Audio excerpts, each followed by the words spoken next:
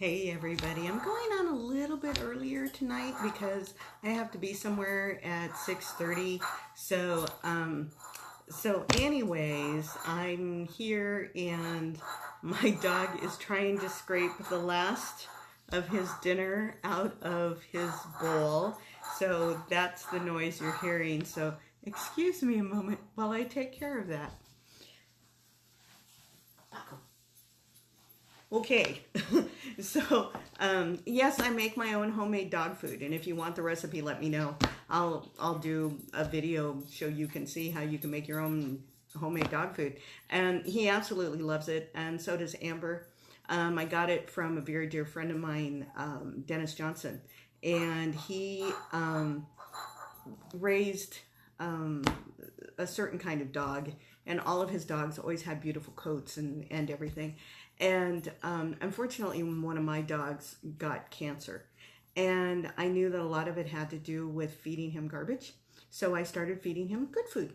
And the homemade recipe has sweet potatoes and carrots and broccoli and brown rice and chicken and all kinds of really, really good things. And our rescue dog, Baku, he's a pity mix, and he was like, I have died and gone to heaven because I am getting the best food I have ever had in my whole puppy life. Yeah. So anyways, so tonight we're going to be talking about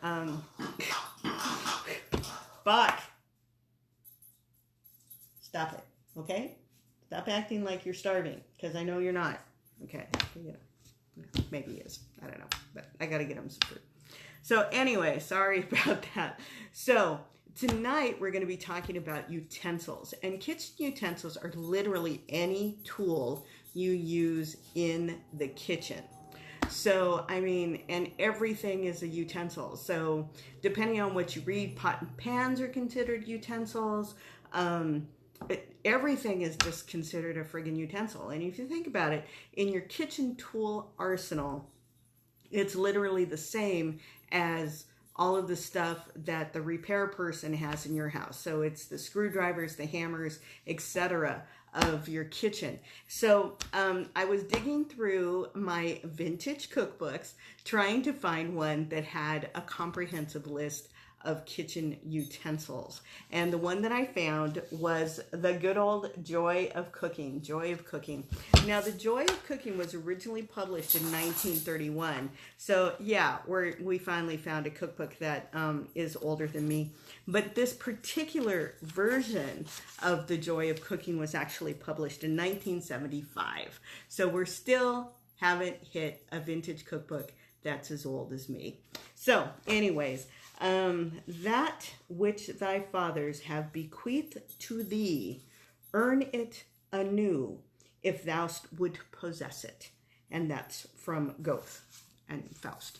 So basically, it's just saying that, you know, learn from your fathers, learn from the past, make it fresh, make it you. Okay, so this tome of cooking is roughly 1,000 pages, 912 actually. And so here we go in their comprehensive list of kitchen utensils. So you ready? You ready? Okay, hang on to your hats, eat your popcorn. 4 saucepans of assorted sizes and lids.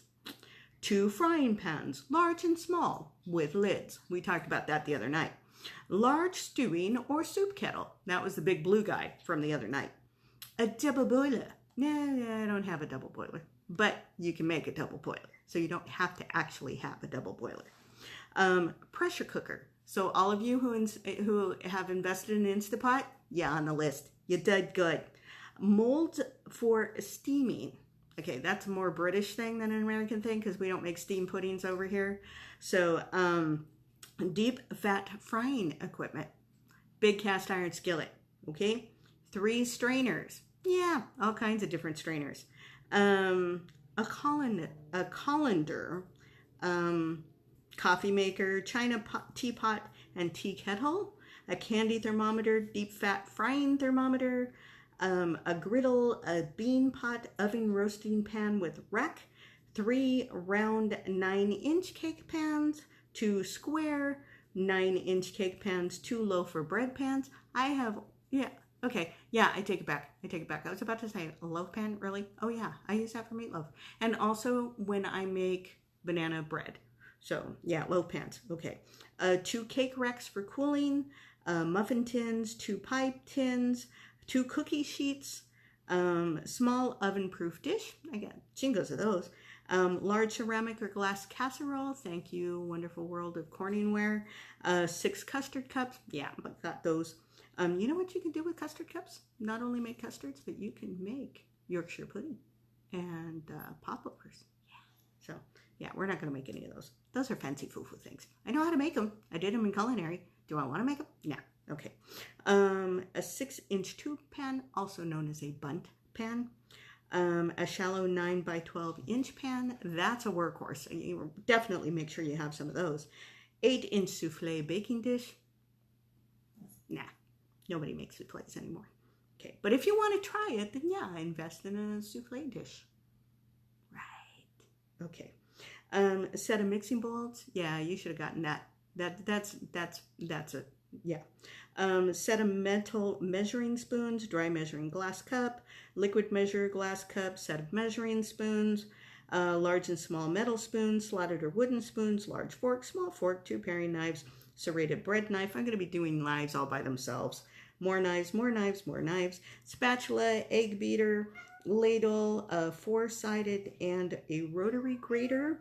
I don't have a rotary grater, but I have the 4-sided. Yeah. A meat grinder. I have a KitchenAid. I also have a, hi Zena. Okay, I have a KitchenAid, and I also have a food processor. I also have an emulsion blender. So I don't need a meat grinder, but I have one. Okay, sugar or flour scoop. I just use measuring cup. Funnel, tongs, kitchen shears, flour sifter. Oh, I suppose I should get that out because it is an antiquated piece of equipment that many people are not familiar with. Potato ricer and food mill. Don't need.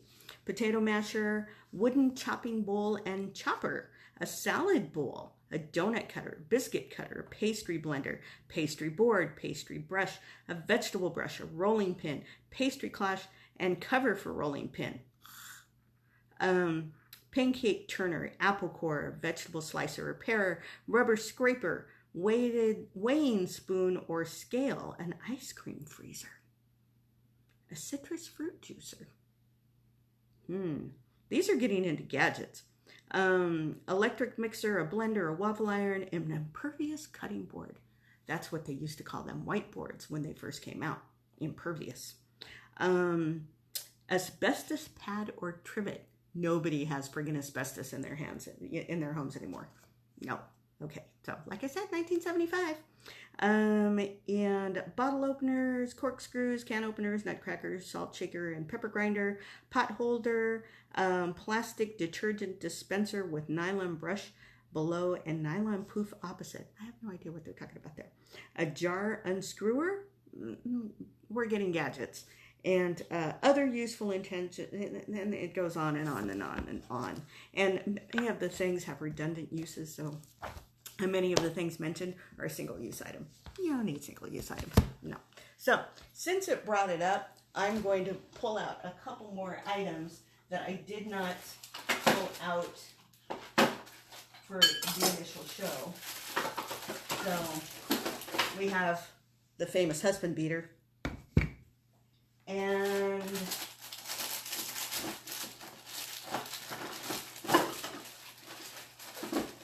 the little husband beater.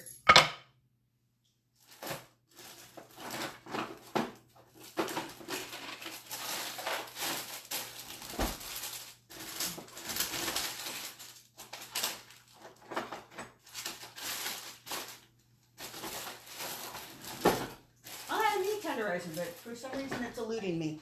So, and then we're going to talk about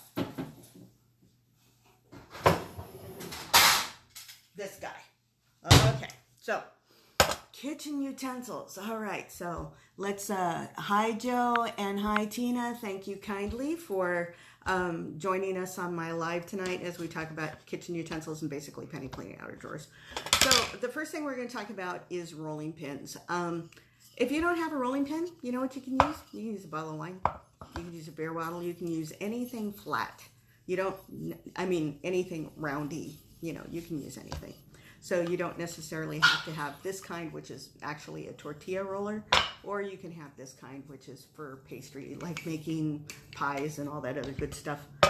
So the next item that we talked about is the flour sifter. And like I said, this is kind of an ancient, antiquated thing. But you put the flour in here, and if you're making a cake and you don't want your baking soda or your salt or your spices or whatever to completely accumulate and mess up or be more evenly distributed, or if you want to sift out chunks and other fun things in your sifter, then here's your sifter. That's a sifter. Now, because my husband is Japanese, for those of you who don't know, so I do a lot of rice cooking and I do sushi rice. So I love my sushi rice paddles. So these are for stirring rice. And one of the things when you're making rice is you have to flip it so that it gets cool, so that it gets sticky, so that you can use it for sushi. But these are also really good for salad. And if you're lucky, you can find one that has a little bit of a curvature to it, and that's like a real spoon. And that's really good. So I pick these up, and they get tired, you throw them away, or you compost them, So wooden spoons. Now, of course, we're more used to this kind of wooden spoon. And one of the things that's cool about this is just your basic wooden spoon. You can use it for everything, but it also has a creaming function. So if you're Amber, Baku, man, the dogs are like, Zena's sitting right there, by the way. You guys just don't know that. So, it has this spinning function, which is really good for creaming butter. And creaming butter is one of the first phases for making cakes. And so you have room temperature butter, you have sugar, and you use this, and it helps break it all down, and it makes it all light and fluffy, so that when you make your cake or you make your cookies, it's extra, extra, extra yummy good. Okay, so speaking of spoons, the next thing you need is a big spoon. This is for like serving potato salad, serving something big, serving, pasta salad. So, big spoon. When it comes to kitchen tools, I would highly, clock interlude, I'm just going to talk through it. So I recommend good. And you can get really expensive. You can have a whole kitchen full of OXO or something. I just like to buy casino ware from H-E-B because I think it's really, really pretty. I also buy on clearance at Tuesday morning if there's something that I really need. So, there's all kinds of ways to get good cheap. Yeah, that's penny pinch. Yeah, pinch, penny. Yeah, okay, whatever. So, another kind of spoon that you need is a slotted spoon, okay? And a slotted spoon is designed to get the goop and leave the soup. So if you're, got pasta or something, or you're fishing something, or fishing something out of the pot, or if you've boiled potatoes, this is the puppy that you use to get them out of there, but leave the liquid behind. So that's a slotted spoon. Not to be confused with a pasta spoon. Okay, now a pasta spoon also has the place for the liquid to fall out of, but it has these little fingers that can grab the pasta as you pull it out of the pot. So that's it. And then it also has this handy dandy, like rested on the side of the pot thingy. Okay, so another spoon that is absolutely essential is a ladle. Now this is what a ladle is. A ladle is for getting soup out of the soup pot. That's what a ladle's for. So that's pretty critical.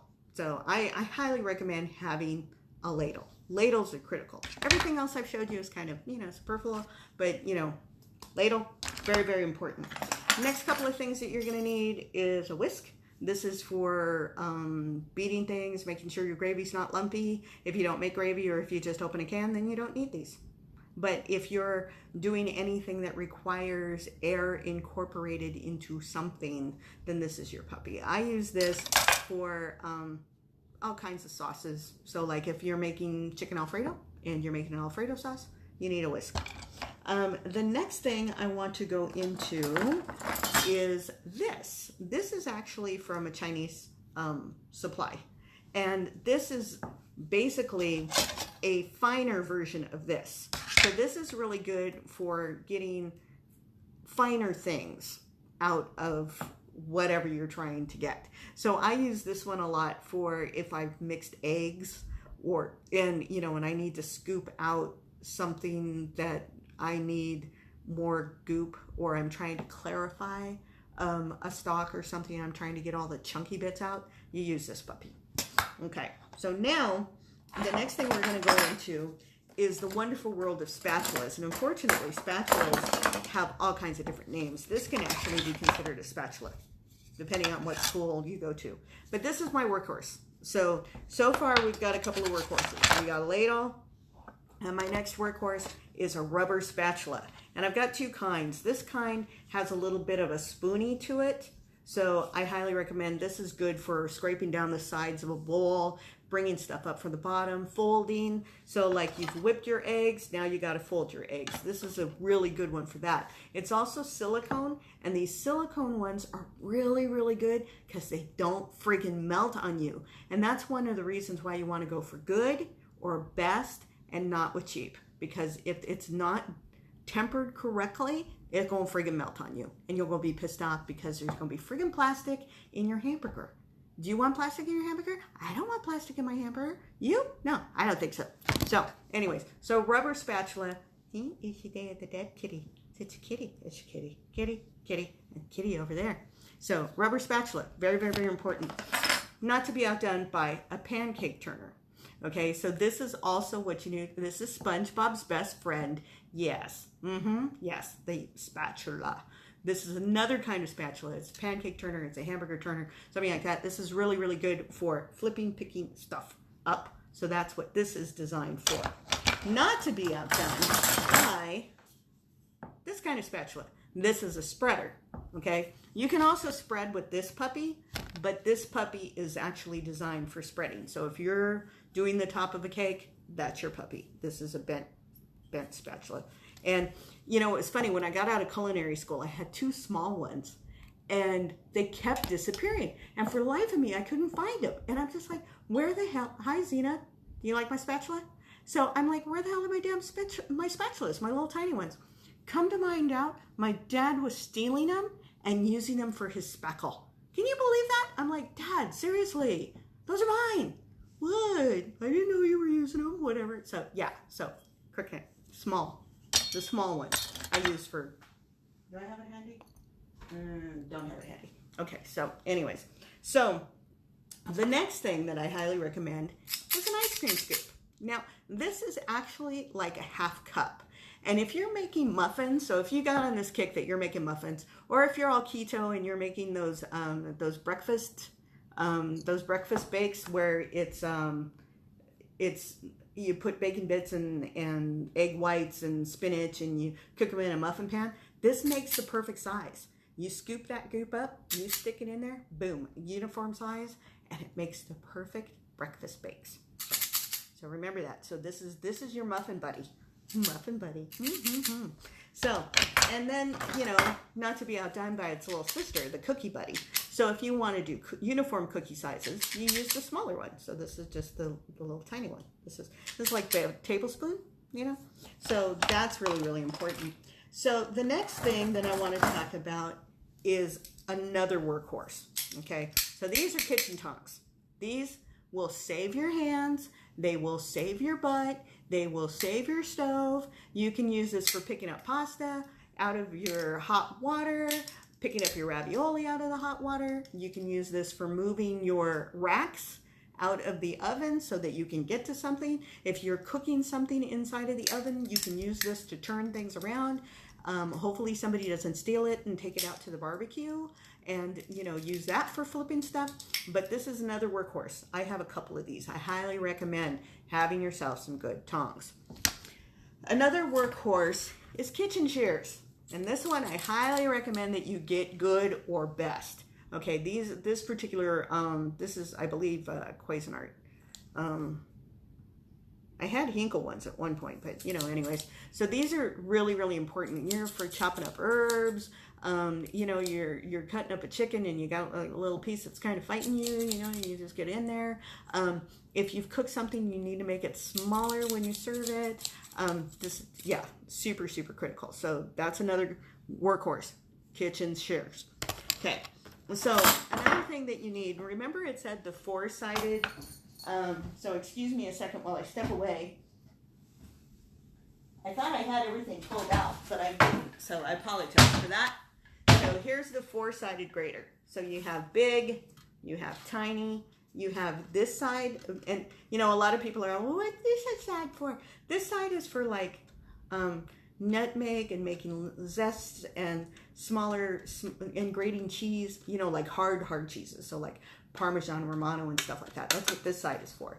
And then you have a slicer side. And that's for making julienne strips of whatever the hell. Okay, so another thing that you might want to have is a pizza cutter. You know, it's up to you. Depends on how often pizza comes into your house. Honestly, I like my Freddy Krueger knives, or actually my Halloween knives. I actually stuck this in a box of cereal, and I took it to work, and I told everybody I was a serial killer. Yeah. So, you know, this is a knife. This is for cutting a pizza. And I think I believe my husband got those as a reward for fixing a restaurant back when he was fixing restaurants out in California. So another thing that you may or may not need is a garlic press. I personally can chop my garlic fine enough that I don't need this tingadetta, but it's a good thing to have. Picked it up at IKEA, not too bad. The other thing that I like to smash my garlic with, Amber, I do not know what's gotten to these pets tonight.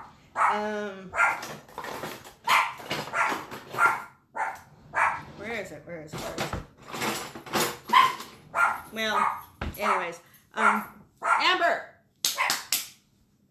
That's why I can't see it, because it rolled away.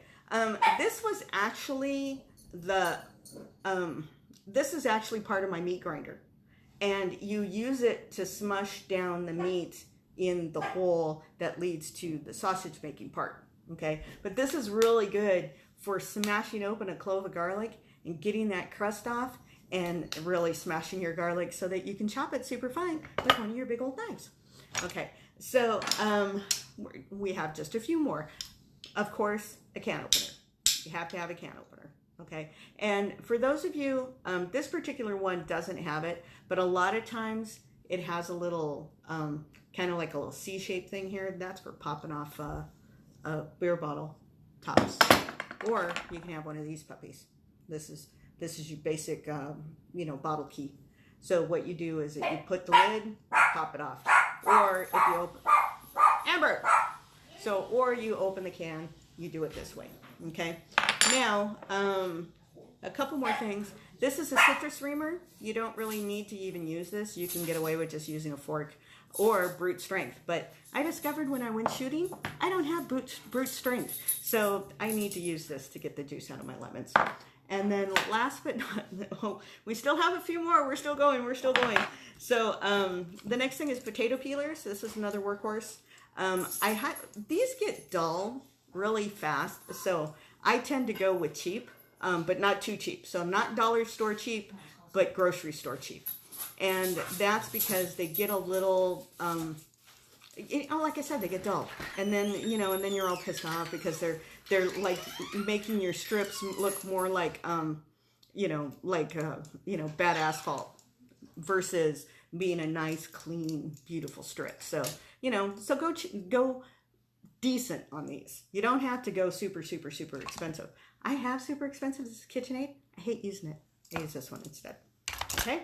So this is one of those fancy Japanese ones. I don't know if this is actually Chinese, but I picked this up at the Chinese grocery store. And this one has a julienne blade. I don't know if you can see that, but see how it's got that little squiggly liney blade? That makes julienne strips. So when you push this against a carrot, you get a whole bunch of fine strips versus, versus this kind, which gives you a flat strip. Now, I have these. I don't really like them. They're not my favorite. I like these. So, and before, women had these to go to, because this is a relatively new invention. This didn't come out until the 20s or 30s of last century. I know, huh? But prior to that, women just used paring knives. So now we are down to the other workhorses of your kitchen, which is measuring cups. Now, you need these. I mean, if you're dieting, then you kind of need to know. And then if you're doing recipes didn't get standardized until about maybe the 30s or 40s. So prior to that, when they said a coffee cup, they were talking a coffee mug. Teacup, they were talking a teacup. So like 4 to 6 ounces. But teacups and coffee cups weren't really standardized. So, and prior to that, it was this much, 2 handfuls, or pinch, or, like this much, but trying to standardize everything, they came up with measuring spoons. I personally like these because they're all rainbow pretty. And then, of course, if you're going to have measuring cups, you need to have measuring spoons. Okay. And this gives you, your tablespoon through your quarter teaspoon. But somebody, I don't even know where the hell these damn things came from, but I think this is hysterical. Somebody got me miniature micro measuring spoons. This is a smidgen. It's a smidgen. This is a pinch. It's a pinch. This is a dash. Seriously, somebody came up with a standardized measure for a pinch. Yeah. Okay. So I have 2 tools left for you. Now, this particular tool, in my opinion, I'd call this a gadget because it has a mono use and it's kind of stupid. And somebody gave it to me, and it's an avocado tool. And to me, a gadget is honestly anything that somebody sells you in the middle of the night and you go, oh my God, that's like the greatest invention since the dawn of time. I've got to have that. Yeah, that's, so it's designed to scoop out the meat. It has this cutting side to cut around. It has this chingadera that you're supposed to put on the pit and pops the pit out, and then you pop it off with your finger, and then you can do it with a big spoon. The last tool I want to go with is, actually, let me pull you the modern version of this before I tell you about the old version of it. A dear friend of mine gave me this. This is a Pampered Chef tool, and this is for breaking up hamburger. So for any of you who have ever had hamburger and you needed to break it up, this is the puppy. But growing up, this is what I had. This is a Cutco. And it's a Quick Cut. Kwikcut. Okay, this is at least 60 years old, maybe even older. But this company is actually still in business today because this is just like the best damn ass thing. So if you're making salsa cruda, which is, chunky salsa, and boom, everything's all chopped up. This is chopper. You need to chop up nuts, chop nuts. This is a go-to. My mom had one. That one died. I got another one. We found the manufacturer on the internet. God bless you, the internet. And everyone in my family has one of these. So this is my personal workhorse.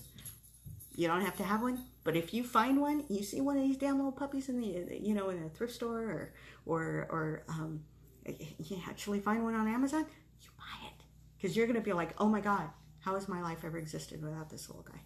You can even use it for cutting biscuits, but I don't recommend that. But this is just utilitarian.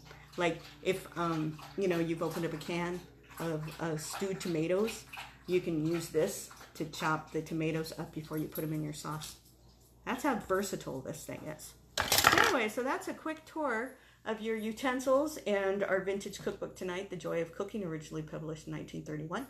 I'm going to upload this, of course, to my YouTube channel, Cutie Berry Life, and I hope you feel free to run over there and check out some of my other things, like last October when I was telling ghost stories. Lots and lots and lots of fun. But anyways, so I hope you enjoyed that, and I'm going to have to go because I got to be somewhere in about 15 minutes. So anyways, don't forget, I love you.